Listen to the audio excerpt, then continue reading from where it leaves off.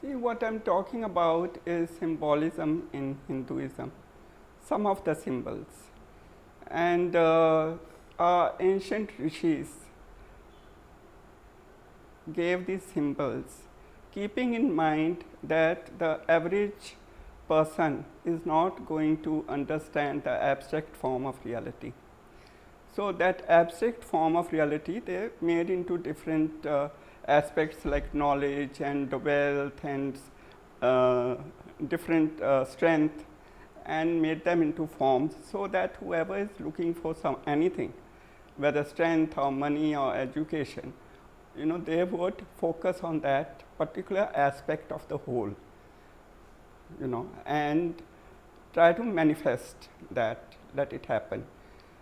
So what I found was that going within, all these symbols have come from inner experiences, like Ganpati, which is the main symbol. To me, it is to do with the left and the right brain. Now, I found that my Agnya chakra, that is a center over here, I found it extending and moving within me in all directions, whatever information collecting. And simultaneously, I found that my Manipur chakra expanding, and then I put these two symbols together and realized, and the vibrations, of the Agnya chakra, it brought to me my mind the symbol of a Ganpati. How the rishis thought of devising this, and a trunk and an expanded stomach, symbolizing this is our physical brain where we achieve so much, so expanded, and our Agnya chakra expanded.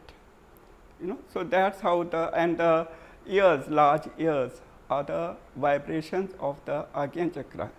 So they put it into a form, and so that any auspicious occasion, whether going to school, college, starting some work, we first worship that. That is, we worship the Agnya chakra.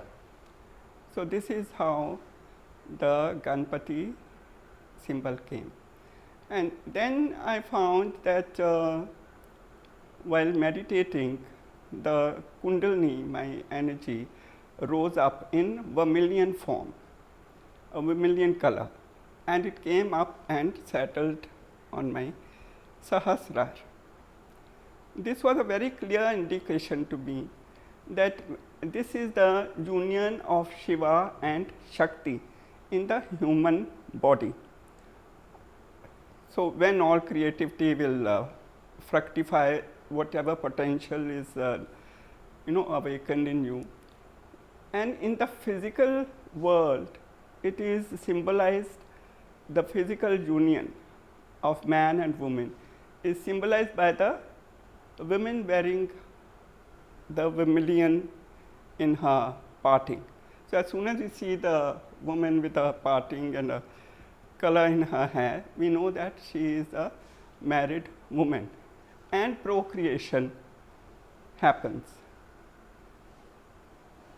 Procreation, and in the physical, in the subtle realm, it's not only procreation, but it's creativity at its largest, unimaginable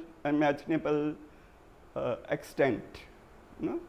And so another thing I found was that when the energy moves up and comes to the Agnya chakra, it takes a certain form.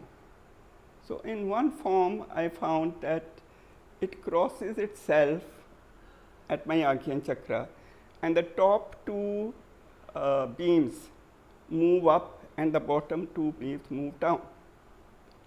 It was very fascinating. It came to me, this is the symbol of Vaishnavites.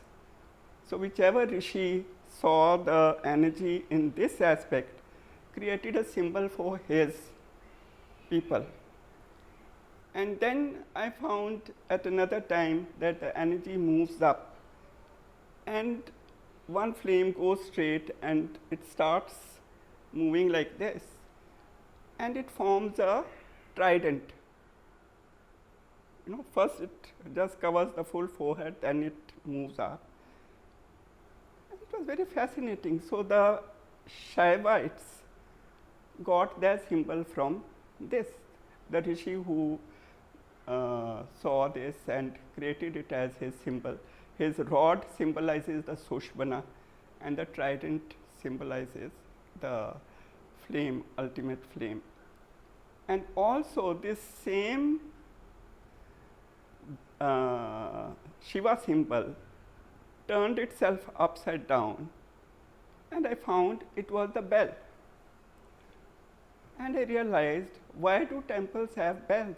My body is the temple of God, and the bell is ringing over my head, consciousness, waking me up.